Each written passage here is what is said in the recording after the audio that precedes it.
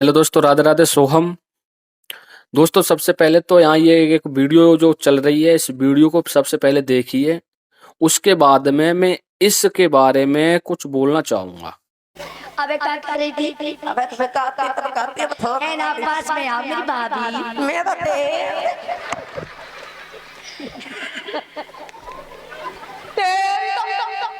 ते बैठ। अरे चल चल हमने बनाया दूल्हा हमने चल चल दादी याद ना आया लोटा दिया चाले बस जो पता ना लोटा कौन सा है हम तो सब मैदान जाओ करते जा से है ना, भाभी नहीं मारेंगे, अब नहीं मारेंगे, है मुझे ना। तेरी कसम हमें चट्टी लग गया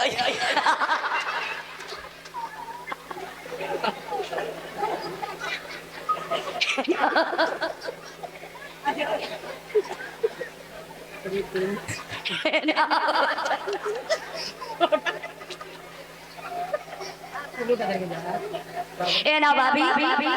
रुक जा पहले कर ले भाभी मरे तो ना नहीं मारेंगे, है ना। लोटा हम अपन संग है आओ, है ना।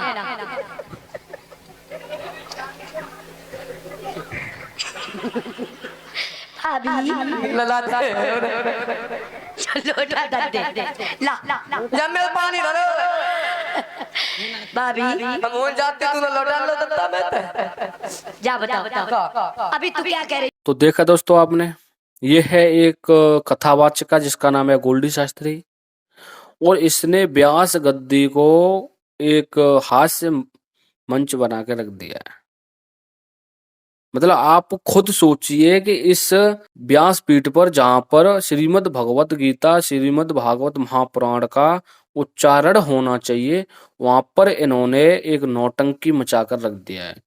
सबसे पहले मैं यही कहूंगा कि अगर आपको नौटंकी ही करनी है तो श्रीमद् भागवत गीता के नाम पर मत कीजिए, श्रीमद् भागवत महापुराण के नाम पर मत कीजिए, अगर आपको नौटंकी करनी है। और अगर आपको वास्तव में श्रीमद् भागवत महापुराण को लेकर के व्यासपीठ पर बैठ करके उसका उच्चारण ही करना है, तो लेकिन वहां कोई नौटंकी वगैरह आप शब्दों का, गलत शब्दों का प्रयोग ना करें।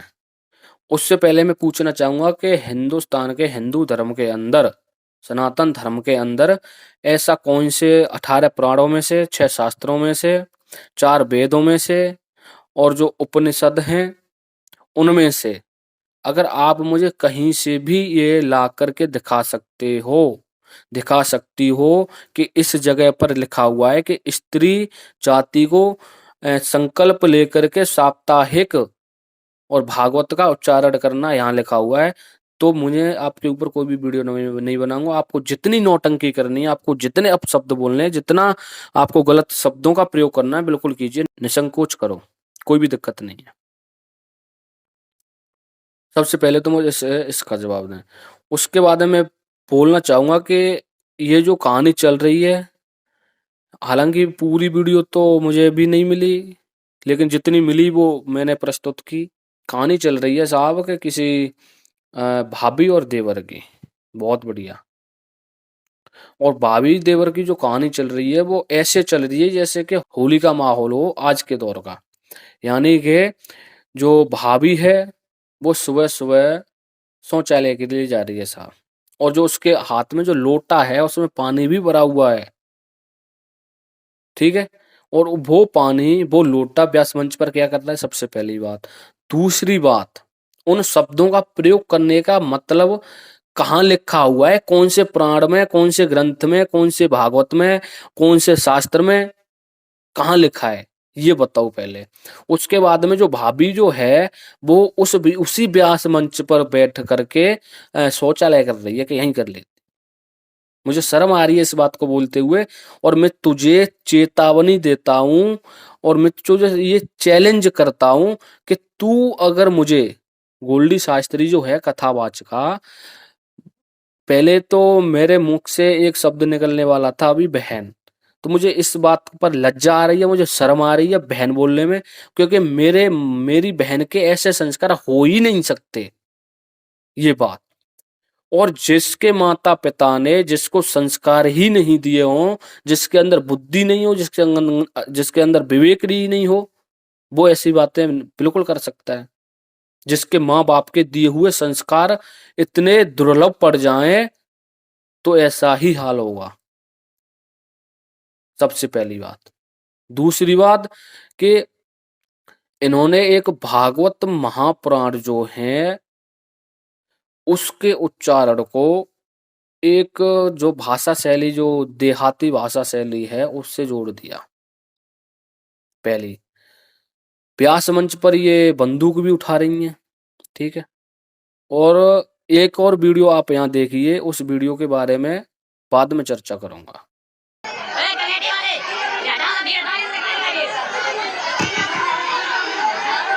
तुमने इससे क्यों कंस मरवाया, तुम ये बताओ। जब कंस के पीछे इतना बवाल मचा रहा, बात पैसे की नहीं है।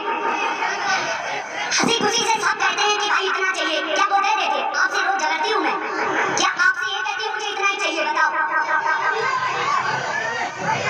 पहली बात तो इनका साउंड ही लाइन को अगर नहीं है बोलने की तमीज। ऐसा दोनों कोई बाजा वाला करता है, इतना बड़ा वक्ता बोल रहा है, साउंड बंद कर दो तुरंत। बैठ जाओ, ये सुनो, बैठ जाओ, थोड़ी देर के लिए बैठ जाओ, सुनो। माता में बैठ जाओ, माता में बैठ जाओ आराम से। कोई बात नहीं, तो प्यार से लड़ रही थी आप, तो ना आएंगे। फाट रहे हैं तो सुन ले, पता है फाट रहे हैं तो मार डरे जान।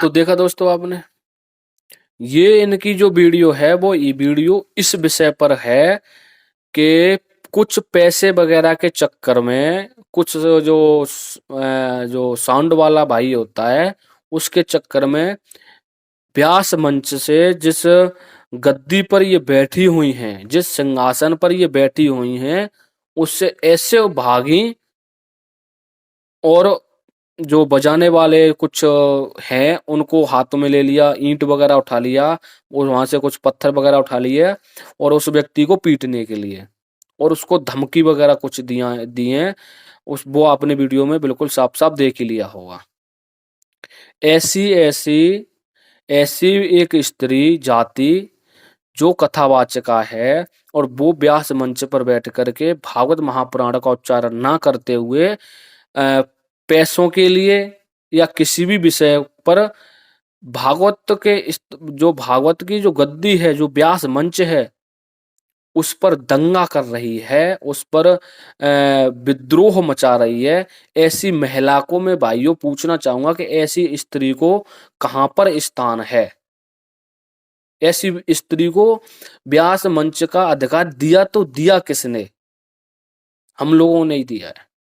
तो मैं आप लोगों से निवेदन करूंगा कि इन लोगों को कहीं पर भी अगर ये आपको मिलते हैं, कहीं भी ये भागवत महापुराण का उच्चारण कर रहे हैं, तो सबसे पहले तो सुने नहीं, क्योंकि जो 5 पाप हैं जिनमें से एक पाप होता है कि अपनी माँ के साथ में कोई व्यक्ति अगर संबंध वगैरह कुछ बनाता है तो उसको जो पाप लगता है, वही पाप एक स्त्री जाति के मुख और बिंदु द्वारा भागवत महापुराण का उच्चारण संकल्प द्वारा साप्ताहिक रूप से जो सुनता है व्यक्ति, उसको वही पाप लगता है।